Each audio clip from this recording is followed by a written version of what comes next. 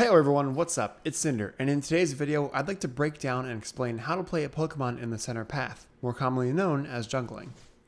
The role of the jungler is arguably the most important role in the game, as well as the most difficult to master. It requires a high understanding of macro play, a sharp sense of awareness, and knowing where to apply pressure on the map. There's even a lot of thought that goes just into picking the Pokemon that you want to jungle with. In this video, I'll explain what a jungler is, how to play as a jungler, which Pokemon are best suited to fill the jungler role, and which items to bring based on your Pokemon. If you're interested in learning about Pokémon Unite, or just looking for helpful tips, then subscribe to the channel for more guides coming out in the future. And without further ado, let's get started. So what exactly is a jungler? Well, as stated before, the jungler is the player who takes their Pokemon into the center path, also known as the jungle in other MOBA games like League of Legends or Dota 2. They do this alone, clearing all of the wild Pokemon in the center, while the rest of their team goes to the top and bottom paths. Because of this, players who jungle are able to gain an early level advantage over other players in the lanes, which makes them strong in early stages of the match. Their job is to use this advantage to aid their teammates in the top and bottom paths, defeating enemy players, scoring points, and securing experience before returning to the jungle. This makes them great at dictating the pace of the game and building momentum for your team, which is why they're such an important role. Now that you know what a jungler is, let's start with the basics of how to jungle. When the game starts, you'll immediately want to go to the center area and focus on defeating Xatu. Based on who you choose, you'll either need to walk around the wall or jump over it with one of your moves. Fletchling, for instance, can use acrobatics at level 1 to fly over the wall to reach Xatu. If you play a ranged Pokemon, like Froakie, then you can actually hit Xatu while walking around the wall. Just be careful not to accidentally defeat one of the Bunnelby your teammates are fighting. The rest of your jungle will appear at the 945 mark, which will spawn 2 Baltoy, an Escavalier, and an Accelgor. You'll need to clear all 5 Pokemon in order to reach level 5 and hit your first power spike of the game. Once you defeat all of the wild Pokemon, you'll then want to either move to the top path or the bottom path and help your teammates fight the enemy team, secure a wild Pokemon in the lane, and score points before returning to your jungle to repeat the process. While that sounds simple, there's actually a lot of factors that come into play when it comes to clearing your jungle and choosing which lane to gank. The first big decision you have to make happens 15 seconds into the match, when the rest of your jungle spawns, and that is what order should you clear it in. This choice will depend on the Pokemon you're playing, what Pokemon everyone else is playing, and which lane will need your help the most. For the most efficient path, you'll want to beat either Escavalier or Accelgor after Xatu, and then move in a circle around the rest of your jungle, clearing both Baltoy, and then the Escavalier or the Accelgor, whichever one you didn't beat before. For Pokemon who do most of their damage from basic attacks, you'll typically want to go for Escavalier first, since its buff will give your basic attacks more damage. For Pokemon who rely more on their moves for damage, go for Accelgor, since its buff will reduce the amount of time it takes your moves to come off cooldown. Some players will also go from Escavalier directly to Accelgor or vice versa, and save the Baltoy for last, just to ensure that the buffs aren't stolen by someone on the enemy team. When I play Greninja, I personally go for Escavalier last so that I can immediately head in the top lane and help my teammates. There's no singular correct path to take when it comes to clearing your jungle. The important thing is just making sure you successfully clear all 5 wild Pokemon in order to reach level 5 while putting yourself in a position to easily gank top or bottom. Once you finish clearing your jungle, it's time to help your teammates by ganking the enemy team. If you manage to clear your jungle in an efficient manner, then you should be able to gank a lane before the 9-minute mark. The goal of ganking a lane is to assist your allies with defeating the enemy team, helping them secure wild Pokemon for experience, and to score points if possible.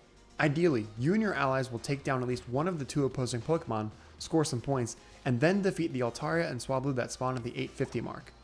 After that, you'll want to head back to your jungle, as wild Pokemon in the jungle respawn 60 seconds after being defeated. But how do you choose whether to gank top lane or bottom lane?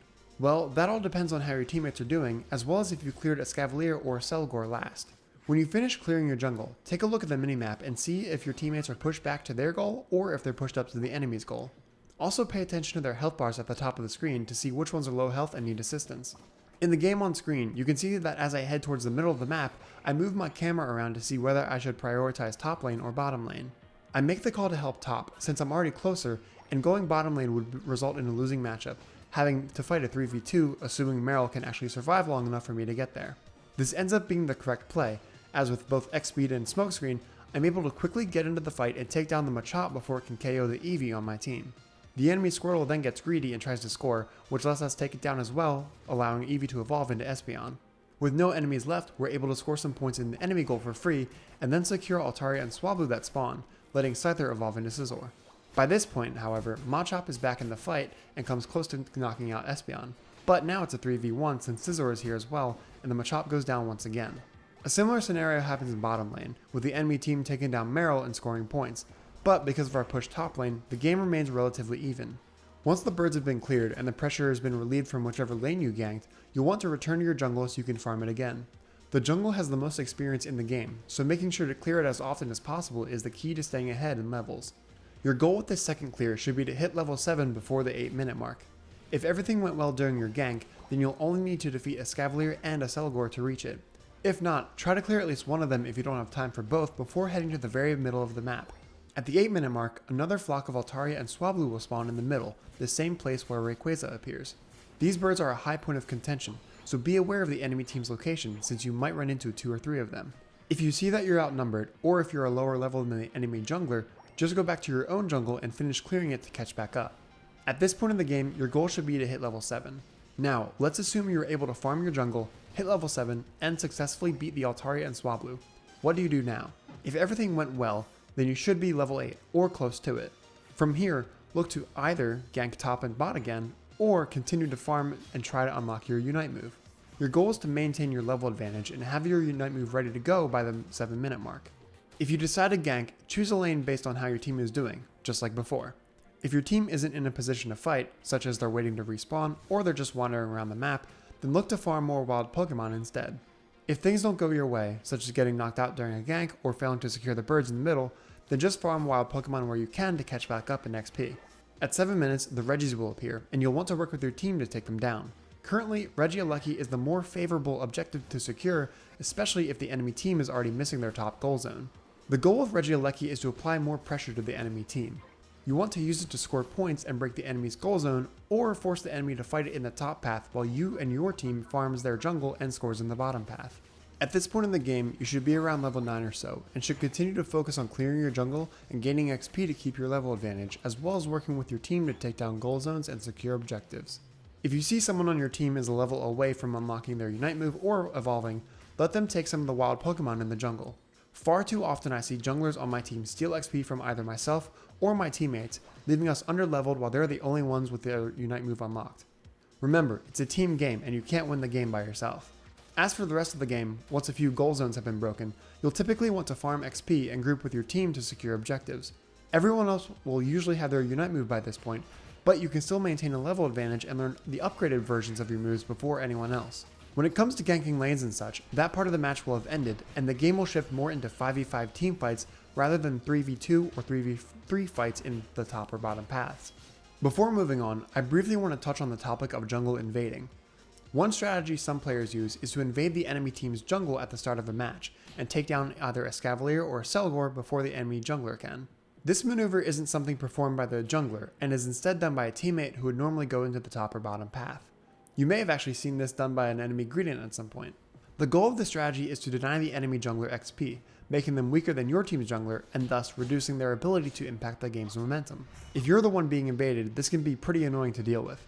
The best way to counter it is to call your teammates over to help, knock out the invading Pokemon, or use your own moves to burst down the wild Pokemon they're trying to steal when its HP is low. If you're unable to counter the invader, then don't get discouraged, and instead work with your team to apply pressure in the lanes and farm whenever you can. Even if you don't have your buffs, or a level 5, a 3v2 is still an advantage for your team.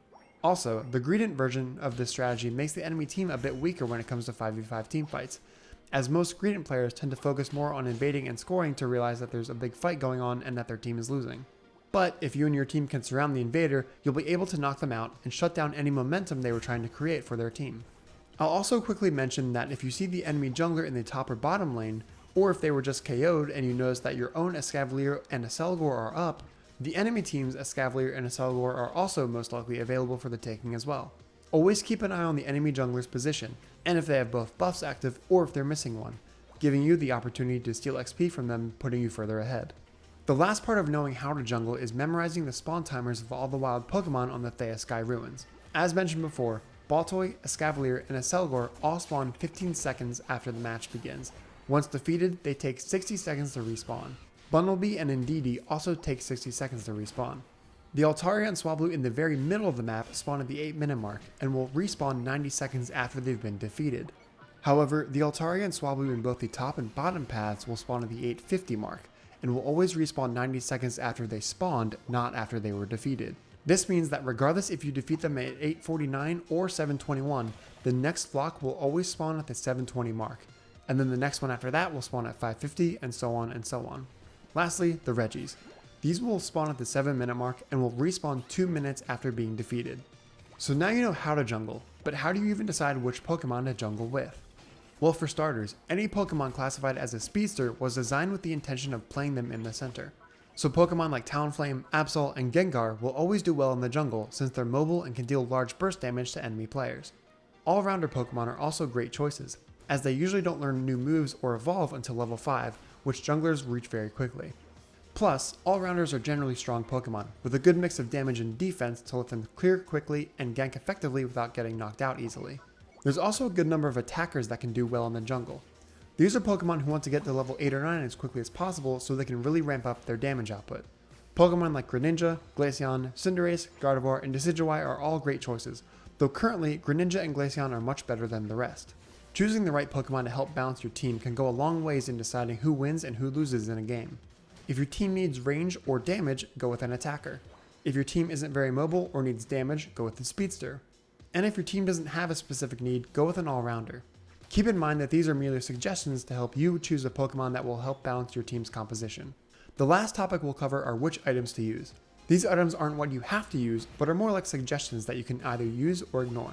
For physical attackers like Talonflame and Lucario, consider using Floatstone, Muscle Band, and Razor Claw for 1, 2, or all 3 of your held item slots. Not only will these increase your damage, but Floatstone will allow you to travel around the map quickly, and Razor Claw will slow Pokemon you hit, making ganking easier. For special attackers like Glaceon or Gengar, consider using Choice Specs, Energy Amp, and Muscle Band for some or all of your held items. Energy Amp will increase your damage after activating your Unite move, which you should have before anyone else, and Muscle Band will help you clear wild Pokemon faster. As for which battle item to use, there's a couple of options. The best ones are X-Speed, which let you move around the map quicker, Full Heal so you can gank without getting stunned or slowed, and Goal Getter for scoring points quickly. There's also the Fluffy Tail item, which lets you do more damage to wild Pokemon after activating it. Personally, I think this item is better on other teammates who plan to invade the enemy jungle and steal a Escavalier or a Selgor. However, there are some defenders who can use the Fluffy Tail to clear the jungle at the same speed an attacker or a speedster would. The downside to using Fluffy Tail, however, is that you can only use it on wild Pokemon, not enemy players, so it's not very useful in teamfights. Plus, having to lose out on the extra mobility of X-Speed or the hindrance immunity of Full Heal is a pretty big sacrifice. At the end of the day, the items you choose to run are your choice, and everyone has a different playstyle, so pick the one that best suits you and the type of Pokemon you want to jungle with. But with that said, now you should know everything there is to know about jungling. Hopefully this video was helpful to you, and maybe even taught you something you didn't know before.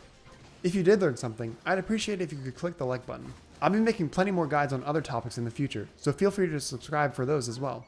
But until then, thanks for watching, take care, and I'll see you later.